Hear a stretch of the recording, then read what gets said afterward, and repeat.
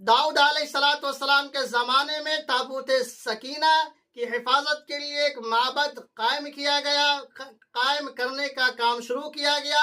ان کے بیٹے سلیمان علیہ السلام کے زمانے میں اس کا کام مکمل ہوا۔ اس کی وجہ سے اس کا نام ہیکل سلیمانی رکھا گیا۔ بابل جب اس پر حملہ آور ہوئے تو انہوں نے اس کو برباد کر دیا، ہیکل سلیمانی کو تباہ و برباد کر دیا، اور جو اس میں تابوت سکینہ تھا اسے اپنے ساتھ لے گیا، یا بعض لوگوں نے کہا یہ آسمان پر اٹھا لیا گیا۔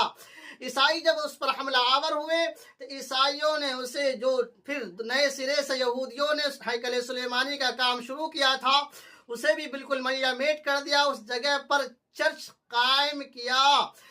دور آتا ہے اسلام کا۔ اسلام میں جب حضرت خلیفہ ثانی عمر بن خطاب رضی اللہ تعالیٰ عنہ کا زمانہ ہوتا ہے تو فلسطین کو فتح کرتے ہیں۔ اس کے بعد وہ چرچ سے ہٹ کر کے